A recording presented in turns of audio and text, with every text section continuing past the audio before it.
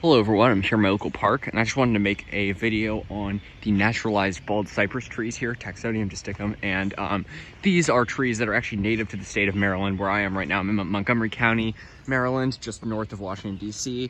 And these are native to Maryland, to locations on the eastern shore of the Chesapeake Bay, and then there's one location on the western shore where they're native about an hour and 15 minutes south of D.C.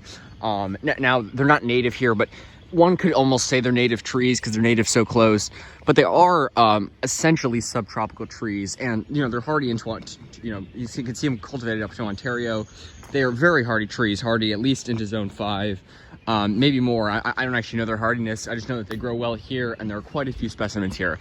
Now, how they naturalize, of course, as with any naturalized species, they escape from cultivation, and they start self-seeding and growing themselves. Now, these specimens in particular, this one's kind of doesn't look too great. You can see a couple leaves up there, but this one's a bit healthier here. These ones, I don't actually know if they're planted or just naturalized, because they are sort of right along the edge of this forested area. And then you have this pine here. These aren't really too common in the wild. These are native. I'm pretty sure this is an eastern white pine, Pinus strobus, but it's right on the edge here. It may have been planted, but these ones look too young to have naturalized. For instance, you have much larger naturalized trees down there, so I'm guessing if these were planted, they're certainly not the source of the naturalized trees, but planted or naturalized, they're pretty. These ones are cool. Now, there's a ton other there that I'm about to show you. These ones are kind of smaller and not as attractive. That one looks kind of like it's on the decline, maybe. Not too much foliage up there, and then you got this nice pine here. So let's go take a look at some of the other naturalized bald cypress trees here. So beautiful forested path, and you can see everything's sprung back to life as spring is here, and it's really dense and green, almost like a jungle in here, and a lot of weeds here. You can see a lot of ivy along the bases of the trees, but and then you look here along the stream area. This one looks more naturalized, sort of in the forest area there. For all I know, if it was planted, maybe, it could have been a cleared area when it was planted. Clearly it grew a while ago, but you can see it looks healthier, and, you got some nice foliage up there. Really cool. I love, the conical shape of it. And this may be the finest naturalized one in the park. There are several planted ones actually up along the path ahead in sort of some cleared grassy area. So those may be the source. It could be from some in the neighborhood. I don't know how they got here, but clearly they escaped from some seed and cultivation. So pretty neat. This is one of the nicest ones. Now let's go take a look at this specimen in particular. So beautiful, and it has almost Christmas tree-like shape of classic conifer shape.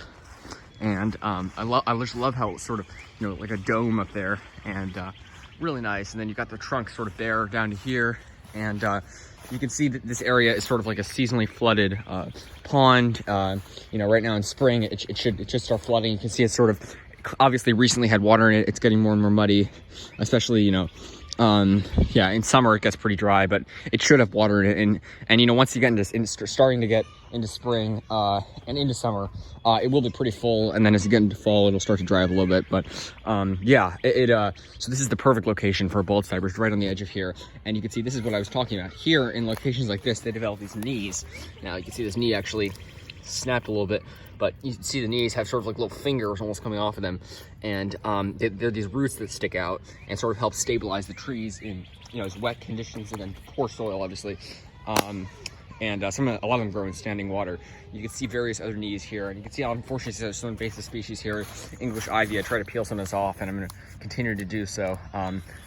Because I don't want anything to happen to this tree. This is a spectacular bald cypress tree. I mean, you look at this thing; it's just magnificent, and you can't really, can't really get the scale of it here. And like I said, these are sort of subtropical trees. Again, they are native to southern Illinois, southern Indiana, and western Kentucky at their very much limits. But pretty much everywhere else in their range is subtropical. Native into Florida, into southern Florida, which is the tropics, which is a tropical climate at least. And just beautiful trees. I really love them. Conifers, yes, they're deciduous. They do lose their leaves in winter, but they have beautiful fall foliage, and they're conifers, so that makes me love them. Beautiful conifers, practically native here, but not quite. These are clearly naturalized specimens, right here along the water, and just really nice, and so awesome to see them here. I'm a huge fan of bald cypresses. So all right, here we've got another one. This is a really nice one, sort of more scraggly looking, not as neat as that domed one over there, but let's go take a look over here.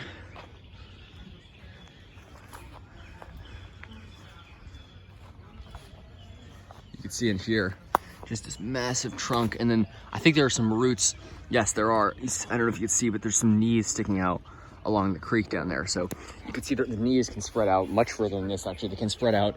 They always spread and they always grow in the water. They will almost never grow in areas where they're not at least partially standing water. So the knees sort of stick out in the water and help absorb the water for the tree and help stabilize it. So you can see the knees all the way down there. They can spread out really far from the tree. So it's got a very expansive root system. So, you know, that could be a problem if you're planting it in a really small area. There are some nice ones in DC, and they're really becoming even more popular in landscaping. But you can see some big old ones along like the avenues of DC that are planted. Gorgeous. And then there's naturalized ones at Theodore Roosevelt Island, which I just made a video on recently. And then you look over here. Here's a younger bald cypress. And this is sort of like a little bit of a flooded area next to the pond over there. And you can see this very feather-like foliage, very, very soft and really feathery foliage. You can see, unfortunately, some ivy on the trunk, as of most trees here.